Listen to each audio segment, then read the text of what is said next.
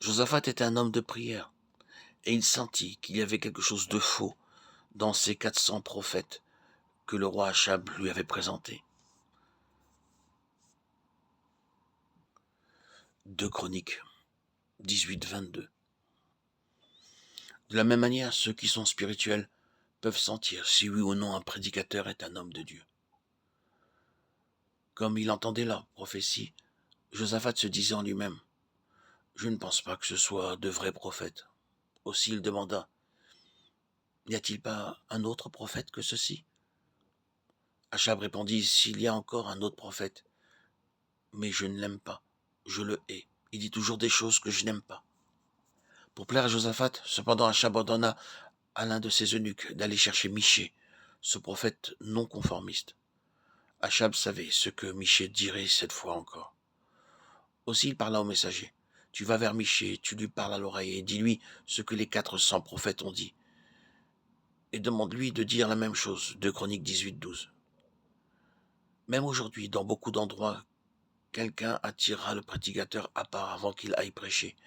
Il lui dira ce qu'il faut qu'il prêche et ce qu'il ne faut pas qu'il prêche.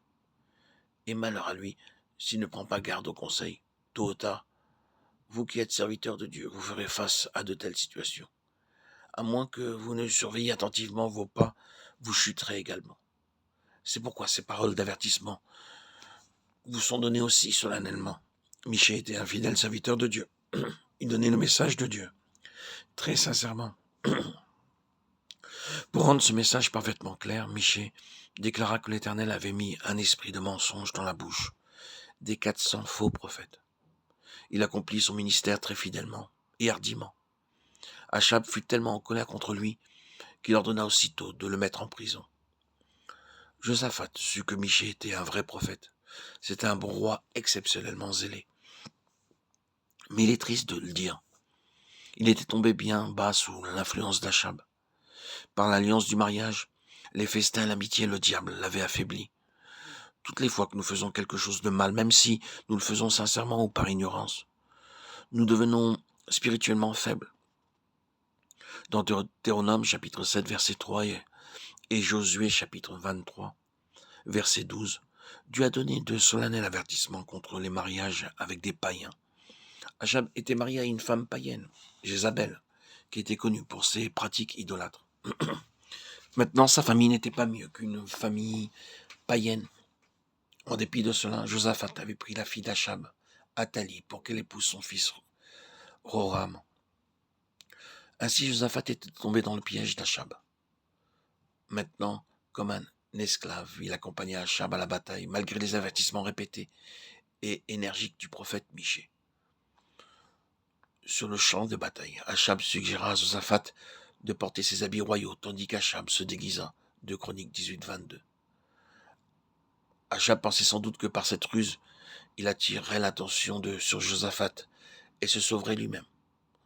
Josaphat, de son côté, était devenu si stupide qu'il en avait même perdu le bon sens. Apparemment, son cerveau ne fonctionnait plus.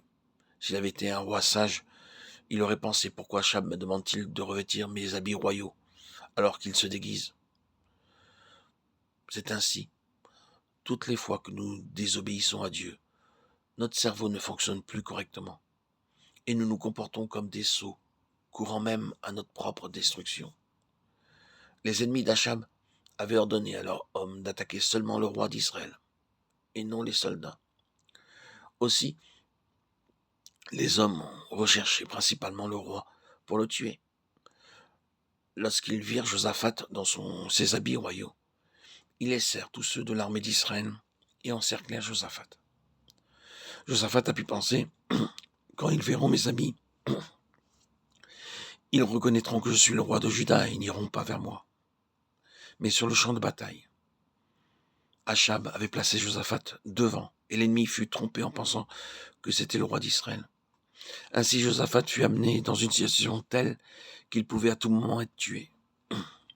Nous voyons ici que le chemin descendant que Josaphat avait pris le conduisait à sa destruction naturelle, la mort.